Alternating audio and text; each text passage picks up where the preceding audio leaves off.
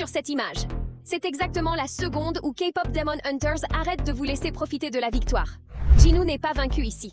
Il se place devant un tir destiné à Rumi, lui donne son âme et disparaît. Le méchant meurt pour sauver l'héroïne. Et le film filme ça comme un enterrement, pas comme une victoire. Ce n'est pas un hasard.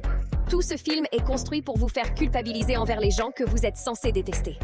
On a regardé le film en entier et trouvé 8 moments où il vous fait ressentir de la peine pour le méchant. Du prix encore accroché que personne n'était censé voir, au démon qu'on appelle encore bébé 400 ans plus tard, à la raison pour laquelle l'offre de Guima est la chose la plus tentante de tout le film. Et on a gardé le meilleur pour la fin, parce que le dernier de la liste est le moment qui a brisé tout le fandom. C'est parti. Numéro 8. On commence en douceur. Pause sur les chaussures de romance. Allez-y, mettez pause. L'étiquette du prix est encore dessus. Ce démon est vivant depuis des siècles et il fait encore ses courses comme s'il avait un premier rendez-vous vendredi. Et honnêtement, c'est tout lui. Son seul job dans le groupe, c'est d'être le beau gosse. Mettez un cœur si romance était votre préféré.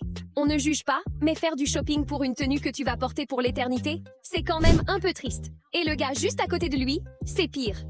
Numéro 7. Abby. Officiellement, Abby fait tout. Il est le muscle. Il est le remplaçant. Il est celui qui comble tous les trous que les 4 autres laissent derrière eux. Dans un groupe où il y a un leader et un gars connu pour être beau, Abby, c'est celui pour qui personne ne fait de montage. Il en fait le plus et reçoit le moins. Si vous avez déjà été la personne qui portait tout un projet de groupe sur ses épaules, pendant qu'un autre récoltait les lauriers, félicitations, vous êtes Abby. Et le numéro 6, c'est celui qui n'a littéralement jamais son tour. Numéro 6, et celui-là est objectivement adorable. Derpy, le tigre de Jinu, la créature la plus complètement débile de tout le film. Et il appartient aux méchants. Réfléchissez 2 secondes. Chaque méchant de ce film a une armée, un pacte ou un roi démon derrière lui. Jinu, lui, a un tigre qui l'aime. C'est tout. C'est tout son système de soutien. Et c'est un animal avec l'expression faciale d'un dumpling qu'on vient de faire tomber. Ok, maintenant ça devient plus lourd, parce que le plus jeune porte quelque chose dont personne ne parle. Numéro 5. Bébé Saja. Regardez le nom. Tout le monde dans ce groupe est appelé pour ce qu'il est. Le leader. Le beau gosse. Le mystérieux. Et puis, il y a celui qu'on appelle juste bébé, pour toujours. Il a des siècles d'existence, et il est toujours, en permanence, le plus jeune. Celui dont on s'occupe. Celui dont personne n'attend rien de sérieux. Être le bébé du groupe, c'est mignon pendant une dizaine d'années. 400 ans plus tard, c'est une cage avec un surnom dessus. Mais le plus flippant arrive juste après. Et une fois que vous l'aurez remarqué, vous ne pourrez plus l'oublier. Numéro 4, et celui-là nous a vraiment eu. Retournez compter combien de répliques Mystery a vraiment. Allez-y, comptez-les. C'est un membre à part entière du plus grand groupe de la planète. Il est sur chaque poster. Des milliers de personnes hurlent de son nom chaque soir. Et il dit à peine un mot pendant tout le film. Tout le monde dans cette foule est certain de le connaître. Aucun d'eux ne l'a jamais vraiment entendu. Ce n'est pas mystérieux, c'est solitaire. Ok, petite pause, parce qu'on vient de vous faire ça. Soyez honnête une seconde. La toute première fois que vous avez vu ces 5-là sortir sur cette scène, vous ne pensiez à rien de tout ça. Vous regardiez juste un boys band. Vous étiez en train de choisir votre préféré. La moitié d'entre vous avait cette performance en boucle avant même de savoir ce qu'ils étaient vraiment. Gardez ce sentiment en tête, parce qu'il revient à la fin de cette vidéo et il n'aura plus du tout le même goût. Les prochains sont liés entre eux, alors restez avec nous. Numéro 3, et ce n'est même pas un Saja Boy, c'est le public. Regardez les fans pendant cette performance. Regardez-les vraiment. Ce ne sont pas des figurants en arrière-plan. Ce sont des gens dont on est en train d'arracher l'âme en temps réel, pendant qu'ils sourient et chantent en chœur. Personne dans ce stade ne sait qu'il est en train de perdre quelque chose. Ils pensent vivre la meilleure soirée de leur vie.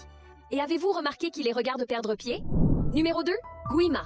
Et avant que vous partiez en courant, non, absolument pas. C'est le vrai méchant. Faites-nous juste confiance 30 secondes. Guima ne force jamais personne. Il propose. C'est tout son mécanisme. Il trouve la seule chose dont vous êtes désespérément en manque. Une voix, une famille, un moyen de sauver les gens que vous aimez. Et il vous l'attend directement. Chaque démon de ce film a dit oui. Pas parce qu'ils étaient mauvais, parce qu'ils n'avaient plus le choix. Mettons tout ça bout à bout. La foule a dit oui à une chanson. Les garçons ont dit oui à une offre. Et Rumi dit oui à cacher ce qu'elle est pendant toute sa vie. Même film, même mécanisme, 3 groupes différents. Et un seul d'entre eux se fait traiter de méchant pour ça. Mira et Zoé passent tout le film à combattre des démons sans jamais réaliser que leur propre leader joue exactement au même jeu. Ces démons n'ont pas choisi le mal. On le leur a proposé au seul moment où ils ne pouvaient pas dire non. Stop, parce que la suite reconsidère tout le film. Voilà ce qu'on a vraiment trouvé en préparant cette liste. Retournez regarder chaque défaite de méchant dans ce film.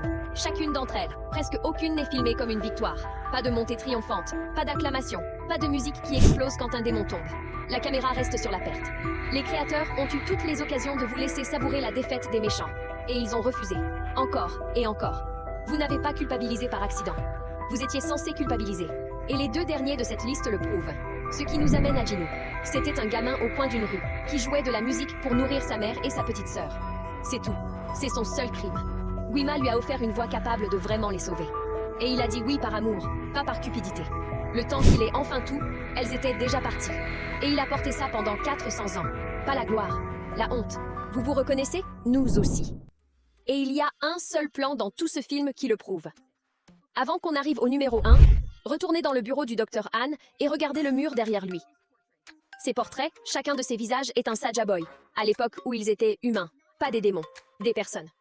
Tous les 5 avaient un nom, une famille, et quelqu'un chez eux qui attendait sans jamais savoir ce qui leur était arrivé. Alors chaque moment de cette liste que vous venez de voir, ce n'était jamais un monstre triste. C'était une personne, encore là, 400 ans plus tard, en train de faire la chorégraphie. Une fois que vous avez vu ce mur, vous ne pouvez plus regarder une seule de leurs scènes de la même façon. Et l'un de ces visages est sur le point de tout donner. Numéro 1, le moment qui a détruit tout le monde. Jinu a passé 400 ans à essayer de récupérer son âme. C'est la seule chose qu'il ait jamais voulu. Il a enfin un moyen de s'en sortir, et il y renonce. Il donne son âme à Rumi et disparaît. Et il n'a même pas droit à une sortie de héros. Il cesse simplement d'exister. Et voici la partie qui va vraiment vous atteindre. Souvenez-vous de cette performance que vous aviez en boucle, avant de savoir quoi que ce soit. Vous étiez déjà de son côté à ce moment-là. Ce film ne vous a jamais piégé pour vous faire tenir à lui. Il a juste attendu que vous l'admettiez. Et c'est là que ça arrête d'être satisfaisant. Pour que Rumi gagne, il faut que Jinu disparaisse, pas qu'il soit vaincu. Disparu. Il n'existe aucune version de cette fin où la fille sauve le monde et le garçon récupère son âme. Le film avait 2 fins possibles, et il n'a pu en garder qu'une seule. Alors chaque fois que vous revoyez cette scène en espérant que ça se passe autrement, ça ne changera pas. C'est le marché que ce film a passé avec vous. Et il ne s'en est jamais excusé. On t'aime, Jinu.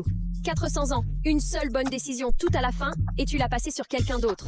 Quoi que fasse la suite avec toi, âme, mémoire ou rien du tout, tu as été le premier méchant que tout ce fandom a pleuré comme une vraie personne. Et voilà la réponse à la question du titre. Vous n'avez pas culpabilisé parce que vous êtes sensible.